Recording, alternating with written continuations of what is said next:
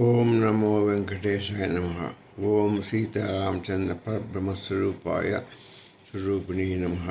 ఓం నమ శివాయ. దక్షిణామూర్తి నమః. మనం యోగ వాస్తవంలో మనం ఇప్పుడు వైష్ణవ మహర్షి చెప్తున్నటువంటి 7 భాగాలు అయిపోయినాయి. 8వ భాగానికి మనం ఎంటర్ కాదు. కానీ ఈ లోపల స్వామి కొన్ని ఆధ్యాత్మిక కథలు చెప్తున్నారు. ఆ కథల్లో కొన్ని 25 కథలు చెప్పారు స్వామి. అందులో కొన్ని మనం ఇన్ని తరించాలని, మన ఆధ్యాత్మికత గురించి తెలుసుకోవాలని నేను మీకు ఇప్పుడు శ్రీకృష్ణ మహారాజు కథ చెప్పుకున్నాం, స్టార్ట్ చేశాను నేను. అది అందులో శ్రీకృష్ణ అనే ఒక మహారాజు ఉన్నాడు. అతను మంచి పరిపాలదక్షుడు, రాజ్యాన్ని పరిపాలిస్తున్నాడు. ఆయన భార్య కూడా మంచి దక్షత కలది, ఆమె మంచి అజ్ఞానం కలది కూడా. ఆ జ్ఞానంతోనే ఆమె రాజ్యంలోనే ఉండి ఆత్మజ్ఞానాన్ని పొందిందని నిన్న మనం తెలుసుకొని ఇటు అతని శ్రీకృష్ణ మహారాజు కూడా ఆయన ఈ భార్య ఆత్మజ్ఞానాన్ని పొందిందని తెలుసుకొని తను కూడా ఆత్మజ్ఞానం పొందాలి అనే ఒక ఉద్దేశానికి వచ్చి తన యొక్క రాజ్యాన్ని, తన భార్యని అన్నిటిని వీడి, ఎందుకంటే ప్రశాంత చిత్తగా ఉంటే ఒక ప్రశాంత వాతావరణం కావాలి. ఈ రాజ్య భోగాలు ఉంటే మనకు ప్రశాంతత రాదు. తర్వాత ఈ భార్య వాళ్ళ సంసార బంధనం ఉన్న కూడా మనకు రాదు. కాబట్టి మనకు మనస్సు చిత్త సమీకరణగా ఉంటే సమీకరణ దాని చిత్తం మనం అడవిలోకి దీర్ఘారణ్యంలో పోయి ఒక మంచి ప్రదేశం ఆయన ఎన్నుకున్నాడు. ఆయన పోయాడు. అక్కడ ఎన్నుకొని కూర్చొని తపస్సు చేసుకుంటున్నాడు. యోగ దృష్టితో ఆయన యోగంలో పడ్డాడు. అయితే ఆయన మనస్సు ఎంతకు స్థిరపట్టలేదు పాపం. ఆయన మనస్సు ఎంతకు స్థిరపట్టలేదు. ధ్యాస పరిపరిపోతున్నది. ఇటు రాజ్యం మీద కానీ, అటు భార్య మీద కానీ, ఇటు అన్ని సంసార బంధాల మీద కానీ, ఇటు రాజ్యం మీద, దీని మీద, అయ్యా ఎట్లా జరుగుతుందో రాజ్యమైన అన్నీ రకరకాల ఆలోచనతో పరిమిస్తుంది. కానీ మనసు తను సాధించవలసినటువంటి జ్ఞానస్థితికి వైపు ఆయన మనస్సు తిరగలేదు. ఈ భౌగోళికమైనటువంటి ఈ భూలోకానికి సంబంధించినటువంటి దాని మీదనే ఆయన మనసు కాన్సన్ట్రేషన్ అవుతుంది. కానీ అంతర్ముఖంగా అందరలేంది. చేపటికి ఈ లోకంలోనే తాత్పర్యంగా చెందుతున్నాడు. కానీ భగవంతుడి మీద దృష్టి సాధించలేకపోతున్నాడు. తదేక దృష్టి సాధించకపోతే దీనికి ఎట్లా అని ఆయన పాపం మనోవ్యాధి పడుతున్నాడు. అయితే ఆయన తను చేసే ప్రయత్నం చేస్తూ ఉన్నాడు ఆయన. అయితే రాజ్యం అనేది బంధం.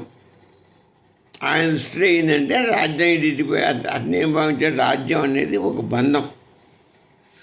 తర్వాత కుటుంబం కూడా ఒక బంధం. అందుకే అడవిలో కనుక ఉంటే అక్కడ ఎటువంటి వాసనలు వైరాగ్యం చెందొచ్చు, త్వరగా సాధన సాధించడంతో అడవిలో ఉంటే మోక్ష మార్గానికి తొందరగా వస్తుందని ఉద్దేశాన్ని పోయాడు. కానీ సాధ్యపట్టలేదానికి ఆయన తపస్సును చేస్తూనే ఉన్నాడు. అయితే ఇది రాణిగారైనటువంటి ఏంటి ఆ చూడాల రాణి అప్పటికే ఆత్మజ్ఞానం పొందింది. ఆమె తెలుసుకుంది, ఈయన యొక్క స్థితిని తెలుసుకుంది. బంధం బయట కాదు, ఆ చూడాలని ఆత్మజ్ఞానం తెలుసుకుంది. ఆమె ఏమని తెలుసుకుంది, బంధం బయట కాదు, మనస్సులోనే ఉంది. ఎక్కడ పరమాత్మ లేడు, మనసులోనే ఉన్నాడు అనేటువంటి దృష్టి తెలుసుకుంది. ఆమె అడవికి వెళ్ళినా ఈ వాసనలు పోవచ్చు, పోకపోవచ్చు. అందుకనే పోకపోతే మోక్షం రాదు అని యోగసిద్ధి ధ్యానం ద్వారానే రావాలి అని ఆమె చూడాలనుకుంది.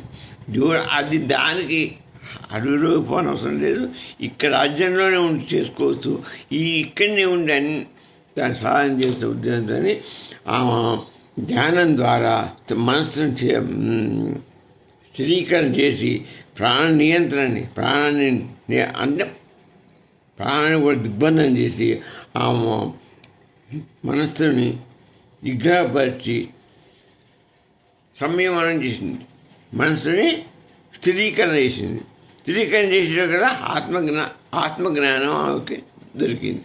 ఆత్మజ్ఞానం పొందేవారు కూడా పరబ్రహ్మస్వరూపం ఆమె ఆత్మస్వరూపం తన స్వస్వరూపంలో పొందిందో ఆమె బ్రహ్మజ్ఞాన శుద్ధి లభించింది. బ్రహ్మజ్ఞానం ఒక దొరికినా కూడా లభించినా కూడా ఆమె తన విధులలో రాజ్యంలో చేయవలసిన తన వైవాహిక విధుల్లో, కుటుంబ వ్యవహారాల్లో, రాజ్య వ్యవహారాల్లో దీని పనులని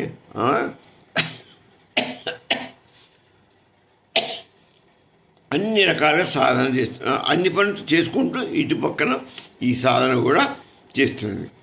అయితే ఆమె తన భర్త యొక్క ఇది చూసింది, తన భర్తని ఆమె చూసింది. పోయి సికింద్రుడు అడవి తపస్సు చేస్తున్నాడు, కానీ ఆయన మనసు కుష్టపడలేదని తెలుసుకుందాం.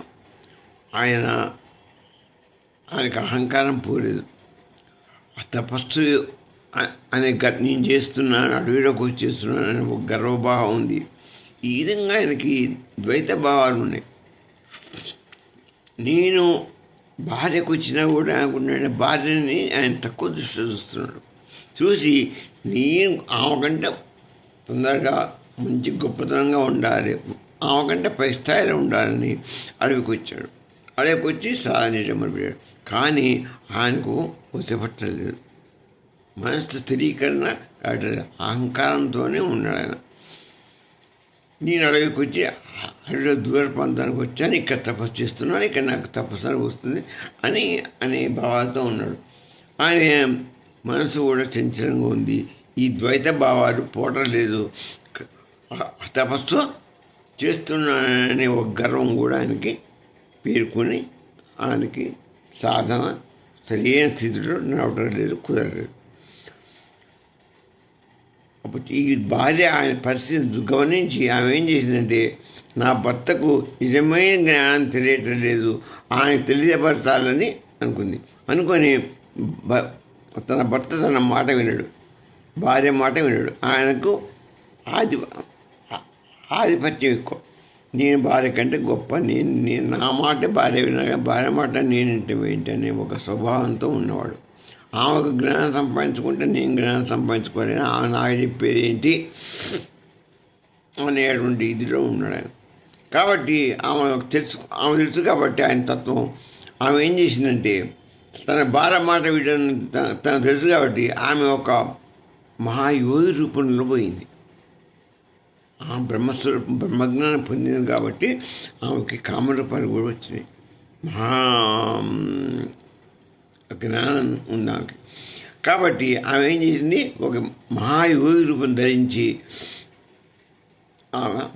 ఆయన తపస్సుస్తున్నటువంటి అడవికి పోయింది.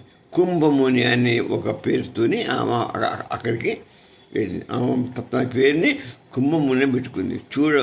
చూడాలా అని పెట్టుకోవాలి. చూడాలా అని తన భార్య రూపం కాకుండా రూపం మార్చింది, పేరు కూడా మార్చింది. కుంభముని రూపంలో ఆయన దగ్గర పోయింది. ఆ కుంభముని చూశాడు భర్త. ఆ కుంభముని చూసి నమస్కరించి, మంచివాడే అతను, చికిద్విజుడు కూడా మంచివాడే, మన్నుని గౌరవిస్తాడు అని అతనిలో ఏం లోపలి, కానీ మనసు స్థిరీకరణ కాడే పాపానికి. అడవికి వచ్చాడు సాధించాలని, అన్ని వదులుకున్నాడు. ఆయన లెక్క అది దురదృష్టవశాత్తు ఆయనకు సాధన పట్టాలి, సరైన దిశలో పోవట్లేదు. ఆ కుంభముని ఎప్పుడు ఈమె కుంభముని కూడా పోయిందో రాజు ఆ కుంభమునికి నమస్కరించాడు. మహర్షి మీరెవరు అని ప్రశ్న వేశాడు. కుంభముని ఆయన వివరాలు చెప్పాడు. అయితే ఆయన ఏం చెప్పాడు అంటే, నేను ఒక జ్ఞాన మార్గంలో ఆధ్యాత్మిక చింతనలో ఉండి ఆత్మజ్ఞానం పడేయడానికి పరిస్థితి నేను అందులో సంచరిస్తున్నాను, ఆత్మజ్ఞానం పొందాను అని ఆ కుమ్మముని చెప్పాడు. అయితే కుమ్మముని అప్పుడు రాజా ఎందుకు అడిగాడు, ఆయన ఈయన అడిగాడు, రాజా నువ్వు ఎందుకు ఇక్కడ ఉన్నావు ఈ సంగతి అంటే, ఈయన కూడా నేను మోక్షం కోసం సాధన కొరకు ఈ అడవికి వచ్చాను, చేస్తున్నాను, నాకు ఇంతవరకు మనసు స్థిరీకరణ కాలేక మహామని నాకు ఎందుకో మరి నాకు అహంకారం పోవట్లేదు, మనసు శాంతపట్టలేదు, ఆత్మస్వరూపాన్ని నేను గ్రహించలేకపోతున్నాను. ఏమిటి నేను చేసిన కర్మ ఏంటి, పాపం ఏంటి, నేనే పాపం చేయలేదు, అన్ని రకాలుగా మంచి పని మంచి రాజుగా ఉండి అన్ని రకాలుగా ధర్మకార్యాలు చేశాను ఏంటి అని అడిగాడు. అయితే అప్పుడు కుమ్మముని ఏమంటా అంటే, ఆత్మని తెలుసుకోవటానికి ఈ బాహ్యమైన తపస్సు సరిపోతాయి, నువ్వు తపస్సు చేయడానికి ఇంత దూరం వచ్చావు, అడవికి వచ్చావు, ఏకాంత ప్రదేశంలో కూర్చొని తపస్సు చేసుకుంటున్నావు. ఆత్మని తెలుసుకోవాలి అని అంటే ఈ ఇంత దూరం వచ్చి బాహ్య తపస్సు చేసిన మాత్రం రాదు. తపస్సు చేయటం కాదు కావాల్సింది, నీ మనస్సుని అంతర్ముఖంలోకి తిప్పాలి. నీ మనసు నువ్వు తపస్సు చేస్తున్నావు కానీ బహిర్ముఖంలోనే ఉంది, ఈ ప్రపంచంలోనే ఆత్మని చెందుతుంది. అటు కాకుండా అంతర్ముఖంలో నువ్వు నీ మనసుని తీసుకుని వెళ్ళాలి. అంతర్ముఖ ధ్యానం నీకు అవసరము అని ఆ కుమ్మని చెప్పాడు. తర్వాత కుమ్మని ఇంకా అయిపోయాయంటే, రాజా నువ్వు రాజ్యాన్ని వదిలిపెట్టావు కానీ నీ మనసును వదిలిపెట్టావా అంటే, నీ మనసు వదిలిపెట్టావంటే అర్థమైందంటే నువ్వు రాజ్యం మీద మమకారం పోలేదు, నీ మనసు ధ్యాస అంతా రాజ్యం మీద, మరి కుటుంబం మీద, ఈ కార్యాల మీద, ప్రపంచ జ్ఞానం మీదనే తిరుగుతుంది నీ మనసు. అలా కాకుండా నువ్వు నీ మనస్సుని దాన్ని వదిలిపెట్టాలి, దాన్ని ఏం చేయాలి, లయం చేయాలి, మనసును లయం చేయాలి. మనసును లయం చేస్తే నీకు అది నీ అధీనంలోకి వచ్చి అంతర్ముఖం చెందుతుంది. అంతర్ముఖం చెందితే నీకు నీ స్వస్వరూపమైన ఆత్మస్వరూపం ఇక్కడ లభిస్తుంది అని కుమ్మముని ఇట్లా సవివరంగా చెప్పుకుంటూ వచ్చాడు. నువ్వు అట్లనే వాసనలు కూడా నీకు దర్శారు. మనసును ఇప్పుడు ఏం చేస్తావో నీ వాసనలు కూడా దర్చావు. నువ్వు వాసనలు ఇప్పుడు పోగొట్టుకోలేదు, నువ్వు ఎంతసేపటికి ఈ బహిర్ముఖంలోనే ఉన్నావు, అంతర్ముఖం చెందలేదు. దానివల్ల నీకు వాసనలు వదలలేదు, అహంకారం వదలలేదు, మనస్సు వదలలేదు. నీకు ఎలా వస్తుంది, నీకు ఆత్మజ్ఞానం రాదు, ఆత్మస్వరూపాన్ని దర్శించడం. అది వచ్చేంతవరకు నువ్వు దర్శించలేమని సాఫ్గా చెప్పాడు కుమ్మని. కాబట్టి నువ్వు ఏం చేయాలి, ఇమీడియట్గా నీ మనసుని కుదించుకొని నీవు మనసును స్థిరపరచుకొని అంతర్ముఖంలో నీ వాసనలు సంకల్పాలు ఇవన్నీ బంధించి అహంకారాన్ని తీసేసి నీవు అంతర్ముఖానికి చెందు, అంతర్ముఖంలో పయనిస్తే అప్పుడు నీకు జ్ఞానం, ఆత్మజ్ఞానం లభిస్తుంది.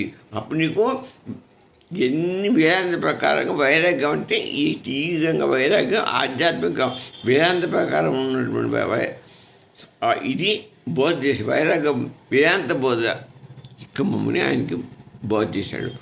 నువ్వు ఇల్లు వదిలిపెట్టావు అనుకుంటున్నావు, నువ్వు వైరాగ్యాన్ని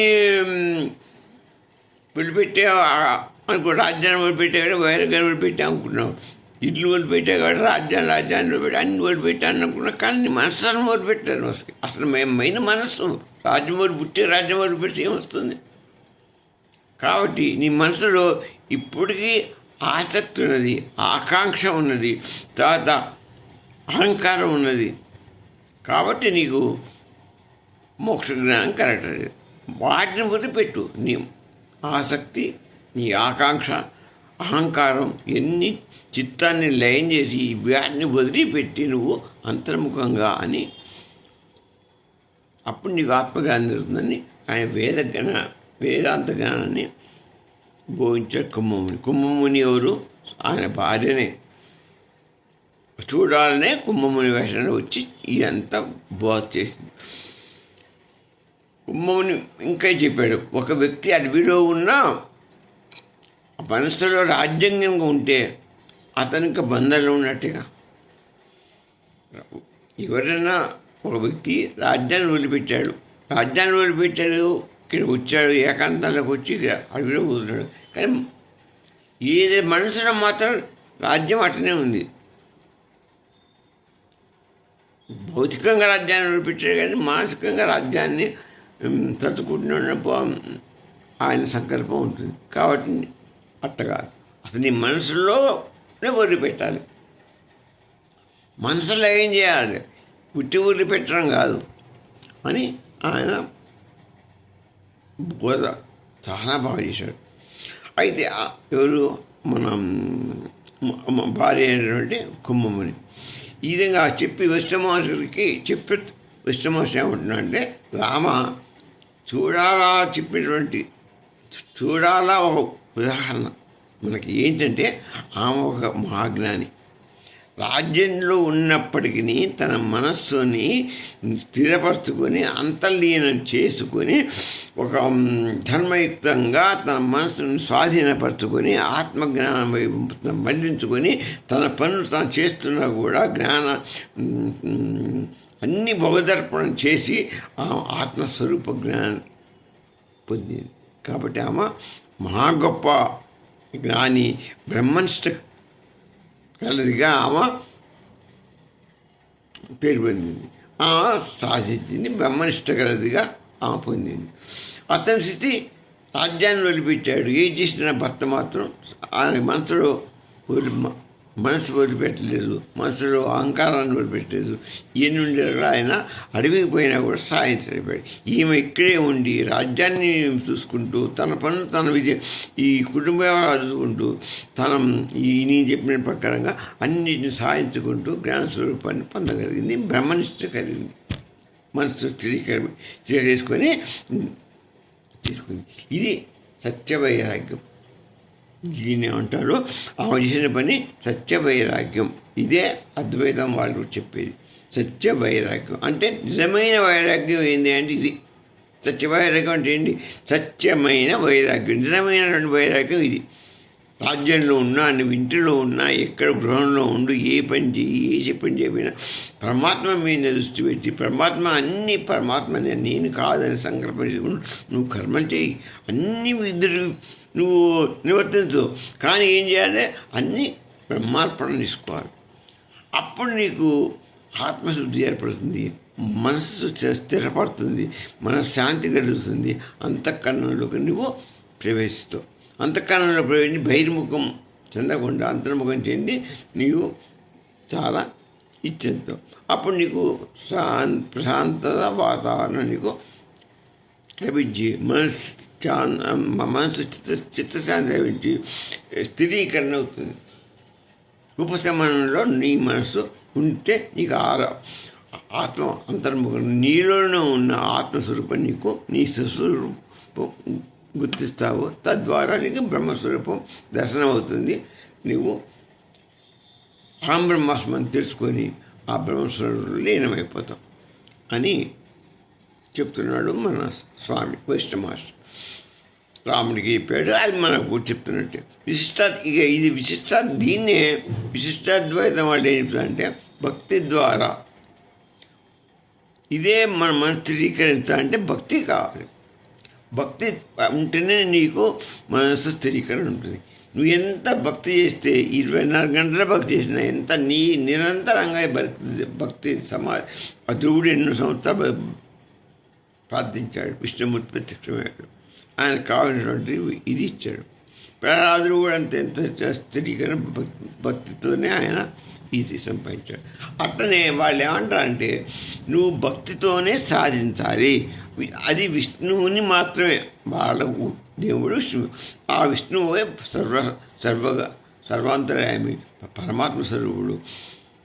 కాబట్టి నువ్వు ఆ పరమాత్మ స్వరూపుడైన విష్ణుని సదా ధ్యానిస్తే నీ మనసు స్థిరీకరణిస్తుంది, శాంతపడుతుంది. శాంతపడి నీకు స్థిరీకరణ లభించి చిత్త స్థిరీకరణ లభించి నీకు ఆత్మజ్ఞానం లభిస్తుంది. అది చెప్తారు మన రామానుజాచార్య వారి యొక్క విశిష్టాద్వైత వాళ్ళు.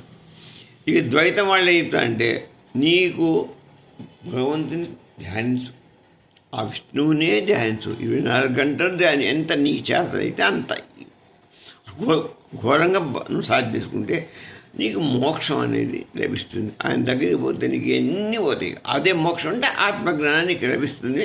నీకు వైకుంఠాన్ని చేరుకుంటావు, నువ్వు అక్కడనే నివసిస్తావు అని వీళ్ళు చెప్తారు. నువ్వు ఎక్కడ లభించి అక్కడ ఉంటావు. నువ్వెంత తొందరగా భక్తి గాఢంగా చేస్తే అంత తొందరగా నీ మనసు స్థిరీకరణ పడి వైకుంఠాన్ని చేరుకుంటావు. అది వాళ్ళు చెప్తున్నటువంటి. అయితే మనకు ఈ విధంగా కుంభముని ఆ చికిద్వైద్యునికి బ్రహ్మజ్ఞానాన్ని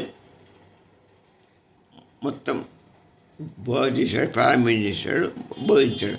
అత్యంత గంభీరంగా మంచి ఇదిగా ఆయన కుంభముని చికిద్వైద్యుడు బోధించాడు. అయితే మనం ఎంత ఇంకా బోధ తెలుసుకోవాలి, ఇంకా చేసుకోవాలి. ఇదంతా బోధ, ఆత్మజ్ఞాన బోధే మనం మాట్లాడుకునేది. ఇది ఎంతైనా ఈనట్టే ఉంటుంది, అర్థమైనట్టు ఉంటుంది, మళ్ళీ ఇటు వెళ్ళిపోతుంది. కాబట్టి దీన్ని నిరంతరము శ్రవణం మననం చేయాలి. శ్రవణం మననం ఎప్పుడు సాధనం. ఈ 3 పనులు చేస్తుంటేనే ఉంటే మీకు ఈ బ్రహ్మ విద్య అర్థమవుతుంది, ఈ బ్రహ్మ విద్యని గుర్తుంటుంది. ఇంకా మనం ఎంత చెప్పుకున్నాం. దీనిలో ఆత్మతత్వం గురించి కూడా చెప్పింది. ఇప్పుడు దీన్ని నేను ఇంకా కొద్దిగా ఎక్స్ప్లెయిన్ చేద్దాం కూడా నా యొక్క ఆ భగవంతుని అవుతుంది. ఆత్మతత్వం పరమార్థ సత్యం అనేది తెలుసుకోవాలి. ఆమె చెప్పింది దాన్నే నేను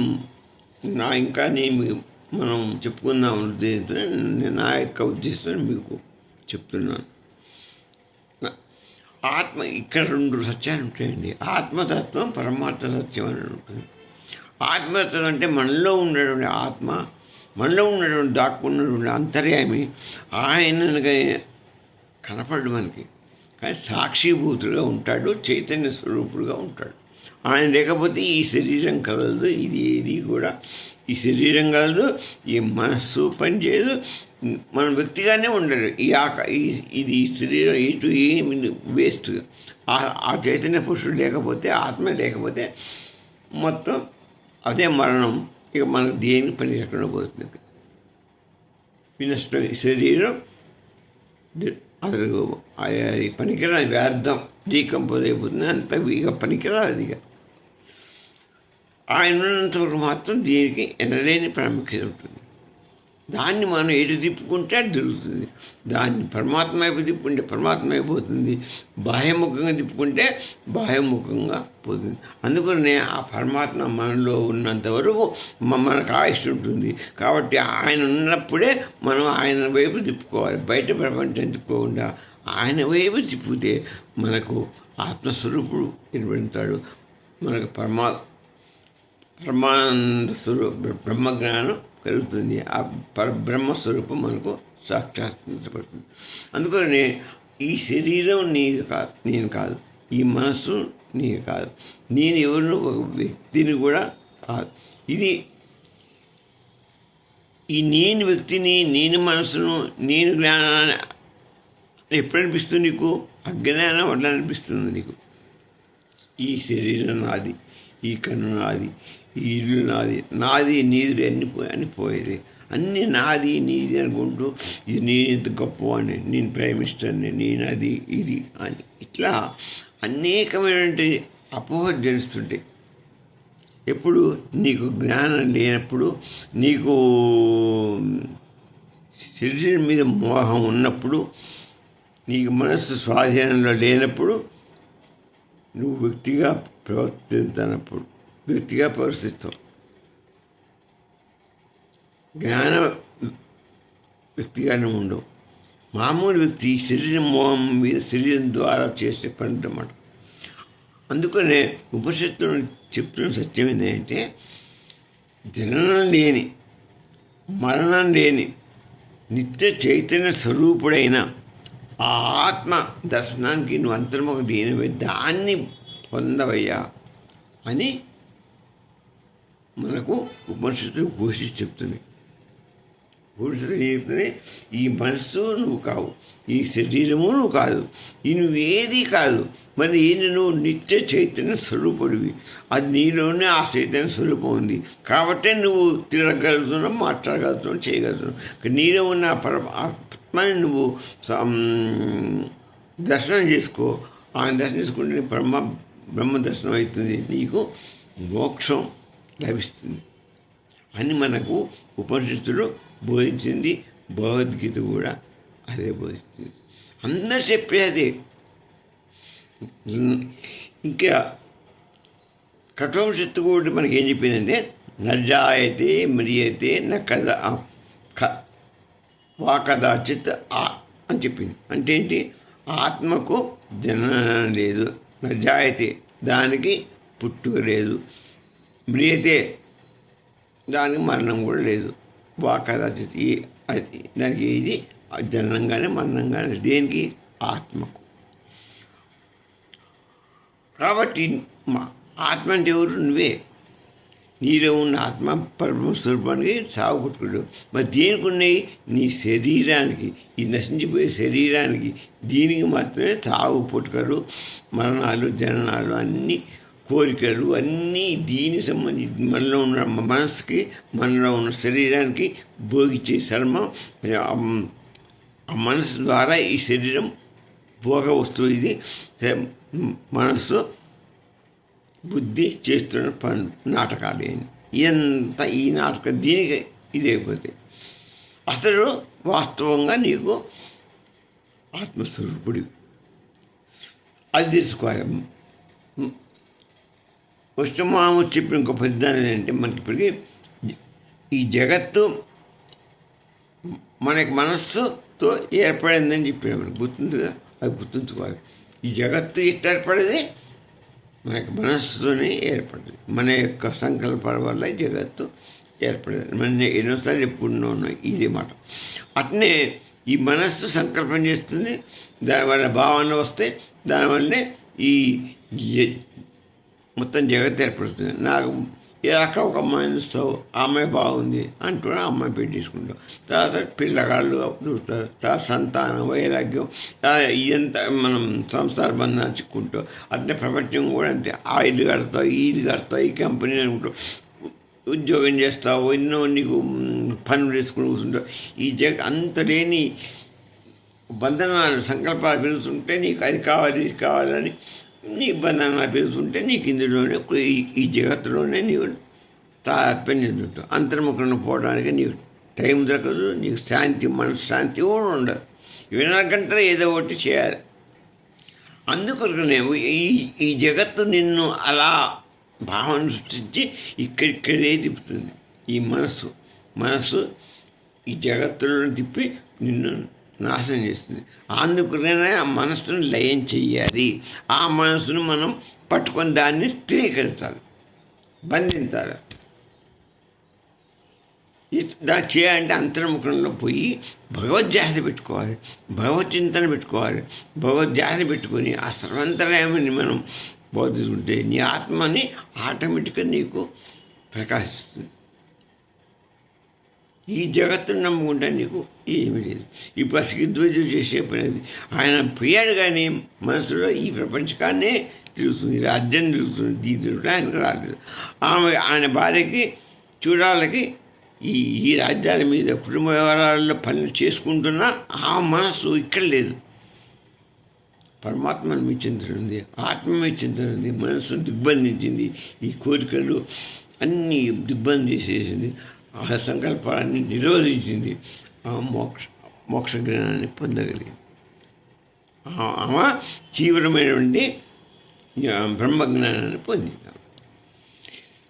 ఇక అంటే ఈ జగత్తే మాయ. అదే మనస్సే మాయ. ఈ మనస్సుతో ఏర్పడిన జగత్తు మాయ. ఈ మనసు మాయే, అది మాయ, ఎంత మాయాజనితం.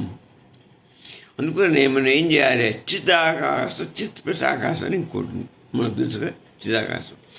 దాని తత్వం కూడా మనం తెలుసుకోవాలి. అదేంటి? ఇది వేదాంతంలో అత్యంత లోతైనటువంటి భావన. ఇది చైతన్యం, చిదాకాశం అంటే చైతన్య ఆకాశము. ఇది మన ఆకాశం కంటే పైన ఉన్నటువంటి ఆకాశం. అక్కడ ఎవరు ఉండరు. అక్కడ సత్పురుషుడు, సత్తు ప్రచిత్తుడు రెండే ఉంటాయి. సత్ అంటేనేమో సద్జ్ఞానం, చిత్ అంటే అమ్మవారు, సత్ అంటే అయ్యవారు. అయ్యవారు జడం, అమ్మవారు చైతన్యం. అమ్మే అంత సృష్టి చేసి మొత్తం ఆమె త్రిగుణ స్వరూపిణి. ఆమె ద్వారానే మనకు మొత్తం ఈ సృష్టి మొత్తం జరిగేది. ఎందుకంటే ఆ త్రిగుణాలు కలది ఆమెనే. స్వామికి ఏ గుణమూ లేదు. ఆయన సద్గణుడు, 24 క్యారెట్ బంగారం. ఆమెను ఆధారంగా చేసుకుంటే ఆయనకు ఆమెకున్న 3 గుణాలతో ఆయన ఈయన యొక్క చైతన్యంతో ఈ సృష్టి మొత్తాన్ని నడిపిస్తున్నాడు. ఈయన చైతన్య స్వరూపం, ఆమె గుణాలు, ఆమె యొక్క శక్తితోని మొత్తం ప్రపంచం సృష్టించబడుతుంది, తదనుగుణంగా నడుస్తుంది. ఈ జగత్తు, జీవులు, ఈ కుటుంబం, కాలం అన్నీ అమ్మవారి దేవుడిన ప్రతిబింబంలో మనకు ఇక్కడ నడుస్తుంది. మనం చూస్తూనే ఉన్నాం కూడా. ఈ జగత్తును చూస్తున్నాం, ఈ కుటుంబానికి. కానీ ఎవరు చేస్తున్నారు? మాయ చేస్తుంది. మాయ ఎవరిది? అమ్మవారిది మాయ. అమ్మవారిది మాయా స్వరూపం. అంటే మాయ అంటే ఏంటి? లేని దాన్ని ఉన్నట్టుగా చూపిస్తుంది. లేని దాన్ని ఉన్నదాన్నట్టుగా ఉన్నదానిగా భ్రమింపజేసేదే మాయ అంటారు. అదే ఆమె గుణం. అంటే ఒక తాడు ఉన్నది. రాత్రిపూట నువ్వు తాడు ఇట్లా పరుచుకొని ఉండేవాడు కదా, దాని చూసి దగ్గర పోయాడు కదా, చీకటి, నీకు అది నీ కంటికి ఖచ్చితంగా కనపడుతుంది. దాని పావని భయపడి వెనక్కు తగ్గిపోతావు.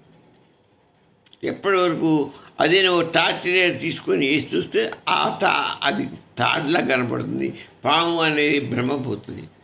ఇప్పుడు నువ్వు ఎట్లా ఉన్నావు అంటే చీకటిలో ఉన్నావు నువ్వు. ఈ ప్రపంచకాన్ని చీకటిమయం కదా. ఈ మాయ అంటే అజ్ఞానం, అవిద్య, చీకటి. ఈ ఎంధకారం. ఈ ఎంధకారంలో ఉండి నువ్వు ఆ పావుంది అంటే పావు అంటే ఇక్కడ జగత్తు. ఈ జగత్తును చూసి నేను అనుకుంటున్నావు ఇది సత్యం అనుకుంటున్నావు, పావు అనుకుంటున్నావు. దీన్ని భ్రమపడుతున్నావు, జగత్తుగా భ్రమపడుతున్నావు. కాదు ఇది. అది తెలుసుకోవాలి మనం. మాయతో నీవు తాన్ని పాము అనుకుంటుని ఈ యొక్క కనిపించేదంతా కూడా జగత్తుని, ఈ సంతాన బంధం అంతా కూడా నువ్వు మాయామోహితుడిపై దీంట్లోనే తిరగలుగుతున్నావు. నువ్వు వాస్తవం తెలుసుకో అంటే నీకు టార్చ్ లైట్ కావాలి. టార్చ్ లైట్ ఏంటండి? వెలుగు వస్తే చీకటి పోతుంది. ఆ చీకటి కావాలంటే అదే జ్ఞానం. జ్ఞానం అంటేనే వెలుగు. ఆ జ్ఞానం సంపాదించుకుంటే వెలుగు పొందుతావు. వెలుగు వస్తుంది నీకు. వెలుగు రాగానే నీకు ఆటోమేటిక్గా ఈ ప్రపంచం అంతా తెలిసిపోతుంది. మాయా అనేది తెలుస్తుంది.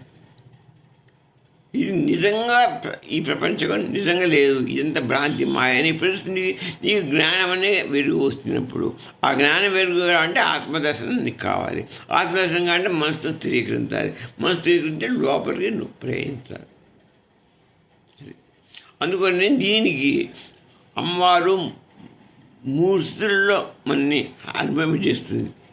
మాయ మన కమ్మి ఎట్టబోటి జాగ్రత్తావస్థ చూసి అంత ప్రపంచం కనపడుతుంది, స్వప్నావస్థ, అదేవిధంగా ఇంకోటి సుషుప్తావస్థ. ఈ 3 అవస్థలు కూడా అంత మాయదే. ఇదంతా లోతైన నిద్ర. ఇదంతా ఇందులోనే నువ్వు ఈ ఎండకాలంలో కొట్టుకొని ఈ 3 అవస్థల్లో నువ్వు తిరగాడుతున్నావు. ఈ 3 స్థితుల్లో నువ్వు తిరగాడుతున్నావు. నీకు ఎప్పుడైతే జ్ఞానం వచ్చి ఆ వెలుగు నీకు వెలిగింది, ఆత్మలో వెలుగు, ఆత్మకు దర్శనం అంటే వెలిగే వచ్చేస్తుంది నీకు. నీకు ఇప్పుడు నీకు కనపడలేదు. ఇప్పుడు చంద్రుడు బయటకు కూడా కనపడతాడా? మనకి కనపడ్డు. ఎందుకు? సూర్యుడు బహువెలుగులో ఉన్నాడు. చాలా ప్రకాశంగా ఉండేవారు కదా, చంద్రుడి కంటే కొన్ని రెట్ల ప్రకాశం ఉండేవారు కదా, చంద్రుడు కనపడబోతుంది. అట్లనే నీకు జ్ఞానం అనేది దీనికి ఆత్మ ఇస్తుండండి, 1000 కోట్ల సూర్యప్రకాశవంతుడుగా ఉంటాడు.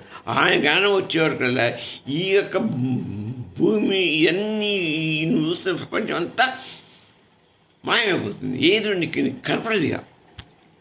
అప్పుడు నువ్వు నిజంగా దీన్ని మాయం చేసుకుంటావు. నువ్వు అంటున్నావు ఇప్పుడు నాకు కనపడుతుంది ఈ జ్ఞాన సంసారం అని. ఇదంతా కాదు, ఇది నీకు ఎప్పుడు కనపడుతుందంటే బ్రహ్మానుభవం వచ్చినప్పుడు కనపడుతుంది. అదే తురీయ స్థితి అంటారు. 4వ స్థితి ఉన్నది, అది దాని తురీయ స్థితికి మనం పోవటం. ఆ తురీయ స్థితికి మనం చేరుకుంటే అప్పుడు ఈ జగత్తు కనపడదు, ఇది ఏది కనపడదు. ఈ బ్రహ్మను సంకల్పాలు ఇవన్నీ కూడా అన్నీ కూడా పోతాయి. జాగ్రత్త ఉండదు, స్వప్నావస్థ ఉండదు, తృప్తి కాదు, ఎన్ని పోతాయి. అక్కడ మనకు కనపడేది ఏంటంటే అదే చిదాకాశం. అక్కడ నీకు కనపడేది సత్తు ప్రచిత్తు 2 కనపడతాయి. నీకు తర్వాత సద్గణ చిద్గణ ఆనంద స్వరూపం, అది బ్రహ్మానందం ఉంటుంది. ఈ సత్తు చిత్తుడు నీకు కనపడే వరకు నీకు అది ఈ ప్రపంచం కనపడబోతుంది. నీకు 1000 కోట్ల ఆనందం కనపడుతుంది. నిద్ర గాఢనిద్రకి ఏం కనపడకుండా ఎట్టబోతుందో ఆ దర్శనం ఏంటంటే నీకు ప్రశాంతత మహాదర్శనం అయిపోతుంది. నీకు ద్వంద్వం అనేది ఉండదు. అప్పుడు అక్కడ ఉండేది ఒకటే ఒకటి, ఆ పరబ్రహ్మ స్వరూపుడు ఒక్కడే ఉంటాడు. ఆయనే దేవుడు, ఆయనే పరమాత్ముడు, ఆయన శుద్ధ చైతన్య స్వరూపుడు. అది మహా గొప్ప బలశాలి, గొప్ప సర్వవ్యాప్తి కలవాడు, మహాజ్ఞానం కలవాడు. అన్నీ ఇక అది ఆయనకు ఉన్న క్వాలిటీస్ మంచి క్వాలిటీస్ మనకు అన్నని చెప్పడం. సర్వవ్యాపకుడు ఆయనే నారాయణుడు, నారాయణుడు అంతా ఇచ్చింటాడు. ఆయనే శివుడు, ఆయనే ఇది, ఆయనే బ్రహ్మ. కొందరు ఆయన్నే అల్లా అంటున్నారు, కొంతమంది ఆయన్నే క్రీస్తు పూజిస్తున్నారు, కొంతమంది సిక్కు వాళ్ళు సిక్కు దేవుడిగా భావిస్తున్నారు. అసలు ఆ స్వామి ఏ స్వామి మనకు తెలియదు. మనం మాత్రం రాముడు అనుకుంటున్నాం, కృష్ణుడు అనుకుంటున్నాం. మన తృప్తికి మనకు రామకృష్ణుడు అనుకుని మన హిందువులు మనం పూజించుకుంటున్నాం. మన బాట మంది, వాళ్ళ బాట ఎవరి మన భావాలు వాళ్ళే. అప్పుడు మాయతో నీకు అక్కడికి పోతే నీకు తెలిసిపోతుంది. ఇదంతా మాయ చేసినటువంటి అని వేదాంతం మనకు చెప్పిన సత్యం ఇది. ఇప్పుడు నేను చెప్పినంత వేదాంతం ఉపనిషత్తులు మనకు భగవద్గీత, రమణ మహర్షులు అందరూ చెప్పింది ఇప్పుడు నేను చెప్పినటువంటి తత్వమే చెప్పారు. ఇది భగవత్ తత్వం. బ్రహ్మ మాత్రమే సత్యం, బ్రహ్మం సత్యం. అహం బ్రహ్మాస్మి అనుకుని నువ్వు ఒక్కడే ఉన్నాడు కాబట్టి నువ్వు కూడా అహం బ్రహ్మాస్మి అయిపోతావు. అయమాత్మ బ్రహ్మ, అహం బ్రహ్మాస్మి, సర్వం కల్విదం బ్రహ్మ, అంతా బ్రహ్మమయం. ఇంకా అసలు ఇదంతా బ్రహ్మమయమే, ఏది లేదు. ఒక్కడు ఆయన తత్వ చిత్తుతో కూడుకున్నవాడు. చిత్తుతో కూడుకొని 3 కర్మల ద్వారా మనని ఈ విధంగా తిప్పుతున్నాడు. ఇది ఈ ప్రకార సంసార దాంట్లో మనం తిరుగుతూ ఉన్నాం. అందుకని మనం జ్ఞానాన్ని తెలుసుకోవడం కొరకు ఈ శాస్త్రాలు పుట్టినాయి.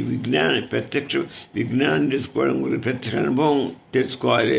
అట్నే ఎంత జ్ఞానం తెలుసుకుంటే నీకు తేనె ఉన్నది, అది నీకు ఎట్లా తెలుస్తుంది? అది తీయకుండా పులుగు ఉండదు. అది కనుక కొంచెం మనం తింటే దాన్ని మనకు తెలుసు, తీయగా అమృతంగా ఉంది.